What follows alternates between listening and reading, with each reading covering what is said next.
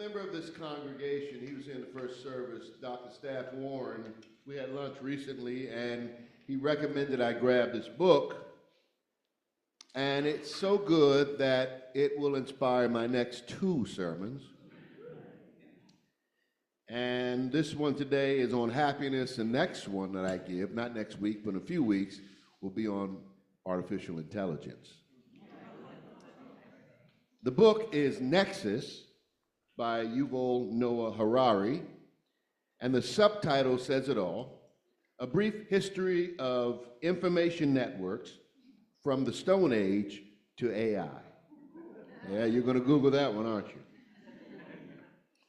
But I'll be honest with you, I'm still processing the book's premise, but one message is already clear enough for me to share with you today: that human beings, us, became the dominant force on this planet because we weren't necessarily the strongest or the fastest, but because we were the most organized. We were able to organize ourselves into larger and larger tribes, not by muscle, but through meaning, through story.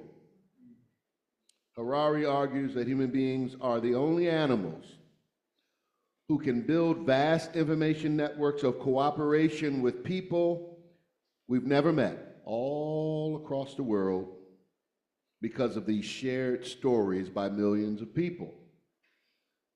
Of course, it starts with the oral history of these stories, passed from one group to the next. Then they became written stories that you find in ancient texts like the Old and New Testament. Stories about nations and democracy and money and love and justice, shared stories that give shape to the world. Stories also that lead to war and tyranny, us versus them. And here's the striking point: stories aren't powerful because they're true. Stories are powerful because they're captivating. They don't have to be true. I'll say it again. I think we understand that today, don't we? They don't have to be true. And he says that the truth is actually misunderstood. A lot of us rational folk think that if we give more and more truth, more and more information, that will lead to an ultimate truth. Not necessarily. What is true is that the story must hold an individual or a group captive. And it can inspire great action for better and for worse. Whether it literally happened or not is beside the point. What matters is its impact. Does the story move people? Does it bind communities together? Does it give meaning and purpose, some direction? These are the questions to ponder about your story.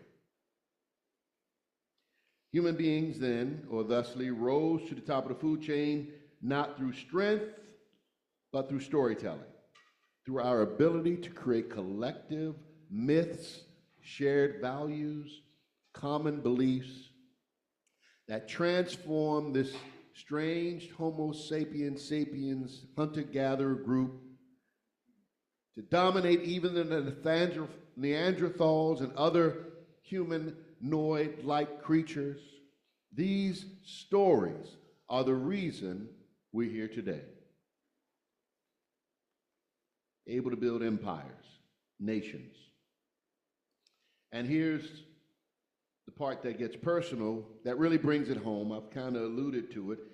If stories shape civilizations in the macro, then stories shape you in the micro. The story you're telling yourself right now, or stories about your life, about your worth, about your future. It's either bringing you toward that pursuit of happiness or pulling you away from it.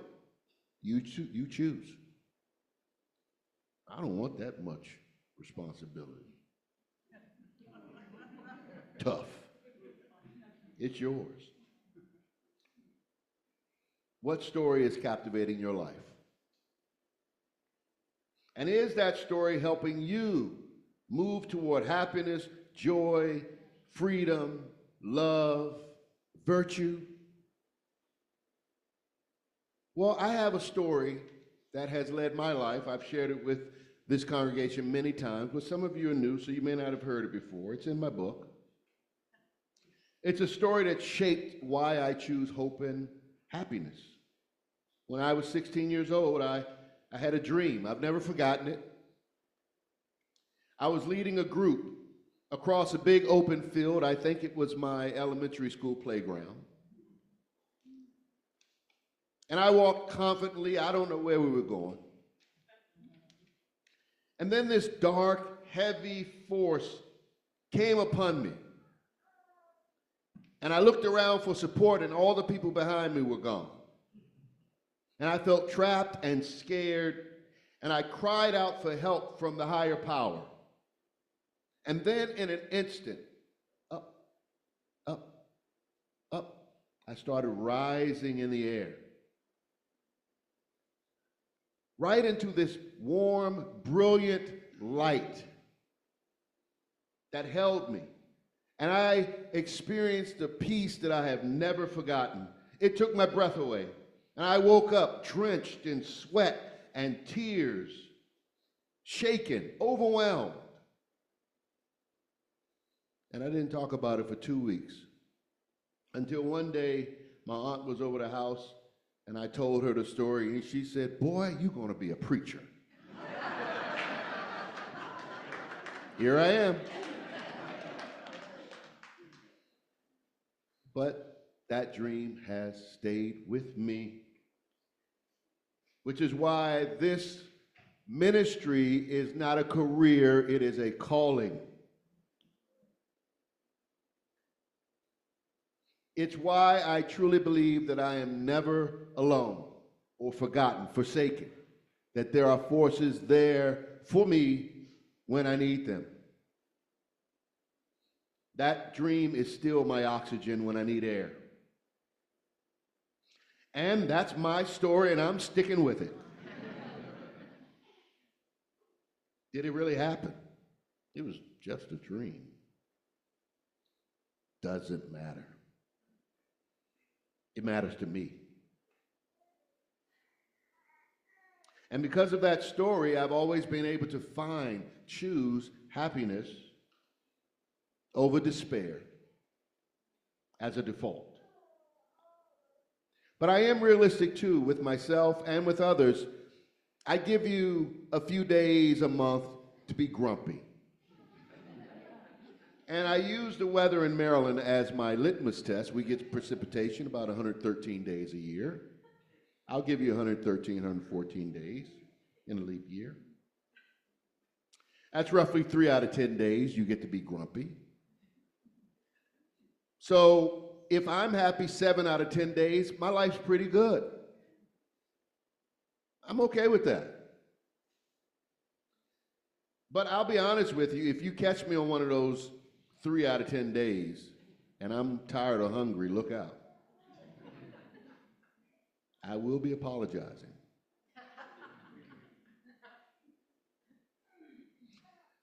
As I began to study this idea about happiness, I realized that it's actually kind of new for human beings to ponder and contemplate. We had this thing, Blue Zone Solutions. It's really good. Why certain places, the folk there in these few places live a long time. I mean, humans really didn't have time to even have those conversations. We were just trying to survive. The founding fathers, who had time, were able to write about life, liberty, and the pursuit of happiness. They'd have people working their land, of course. But for the vast majority of us, human beings, happiness wasn't the goal, survival was. But we are living in a privileged time, most of us here, so we get to ponder the possibilities. I mean, people work from sun up to sundown. When they were done, they had a little time with their family, went to sleep. We have time. We're not thinking about the seasons and the harsh winters. It's a luxury, a privilege for us. So, what does it mean to live well?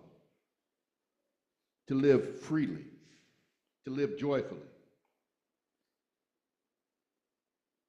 Aristotle, he had time. A lot. He said happiness is the meaning and purpose of life, the whole aim and end of existence. Amen. That was his story. What was yours, or what is yours? For him, happiness came from discovering your true self and pursuing a virtuous life. The Dalai Lama says this, he echoes this. He says, happiness is a skill, it's a trained mind.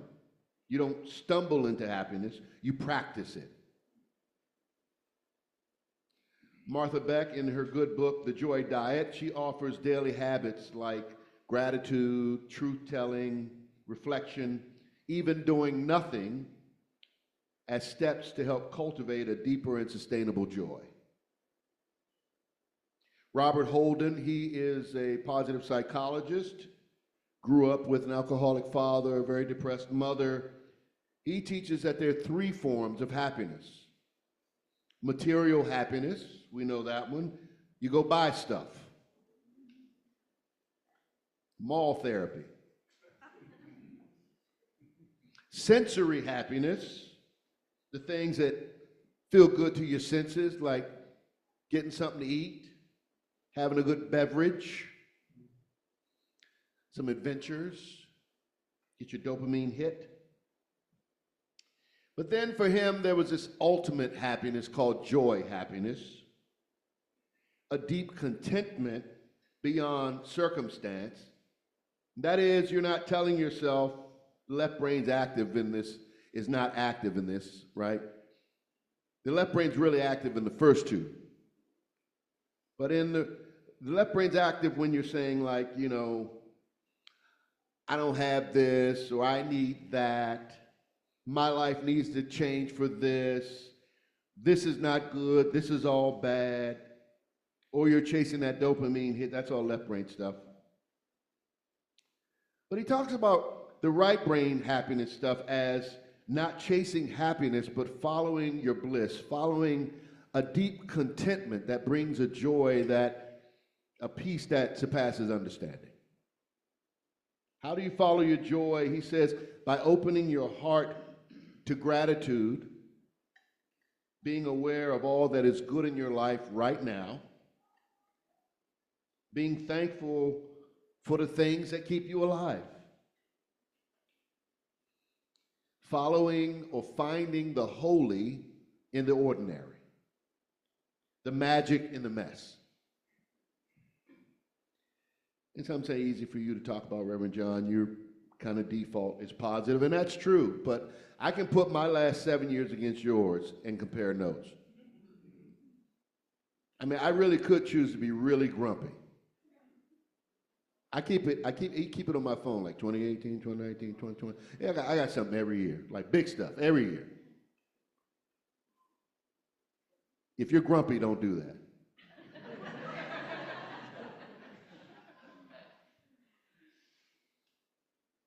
So I do think I am genetically predisposed to be positive. I will admit that. But genetics only account, I looked this up, for 50% of our happiness. The other 50% is your choices, your habits, your environment, your daily practices. So you can blame something else 50% of the time. And that always takes me to Nelson Mandela and stories like his. A man fighting for his freedom gets imprisoned for 27 years. And all the stories and his biography and all the stories about Nelson Mandela say he transformed that cell. He transformed the people who were in his presence. He made lemonade out of lemons. in his pursuit of happiness, and he was freed miraculously. He nurtured hope and forgiveness, and when he got out, he transformed the nation. Not completely, but he made a big difference.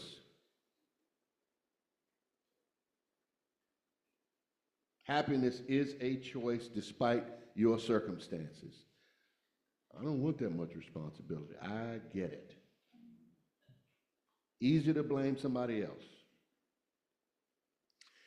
I visited the Philippines in 2012. It only took me going one time to understand what happiness was all about. They had very little by American standards, and yet there was this radiant joy that was abundant. And it taught me something, that having and being are different. Having is about accumulation. Being is about awareness. Having may fill your hands with stuff, but being fills your soul. That's an amen right there, isn't it? And so in the Philippines, I learned that joy is not the result of what you own. It's how you choose to live and how you choose to love, how you choose to show up in the world.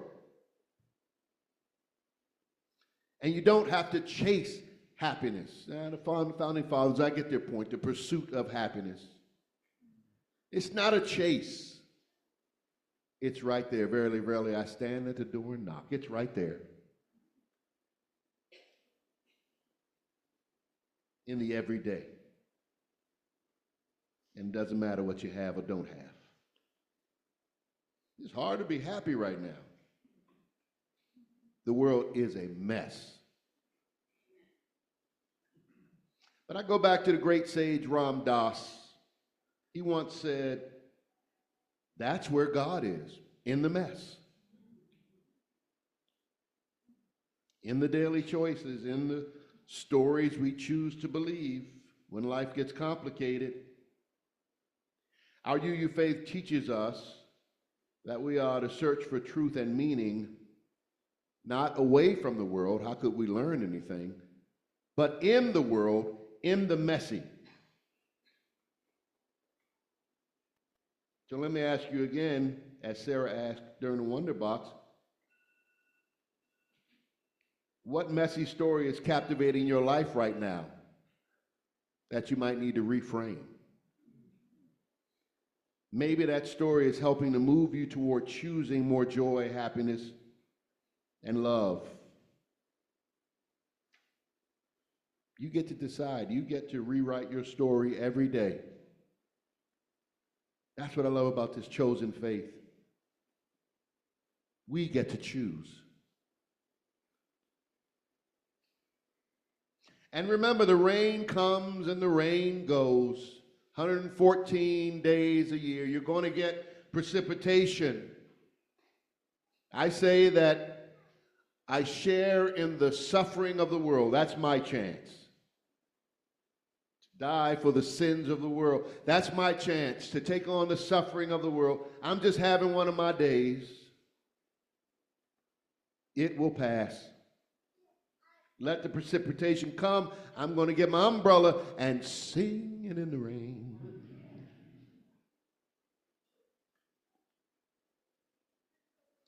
These stories, these kind of sermons always take me back to my ancestors, which is why I chose, woke up this morning with my mind stayed on freedom, oh freedom. I just always go back to my ancestors and their story of perseverance and heart in the face of all kinds of obstacles. I don't know how they did it. I stand here as a reincarnated example of their perseverance and steadfastness, as you do from your ancestors from all kinds of places. We all are here because of somebody's perseverance. How dare we not be resolute and resilient? But my ancestors, despite the circumstances, were writing these songs about freedom. That even if they didn't get it on earth, they want to get it in heaven. They want to get it some kind of way. Oh, freedom over me. And before I be a slave, you might have control of my body, but not my mind, not my spirit. Before I be a slave, I'll be buried in my grave and go home to my Lord, my God, and be free. That's the resilience we need. That's how you choose happiness every day. Toughen up. Because the world's going to need your toughness in the coming days. We are going to go through a very difficult process of rebirth, but the artificial intelligence says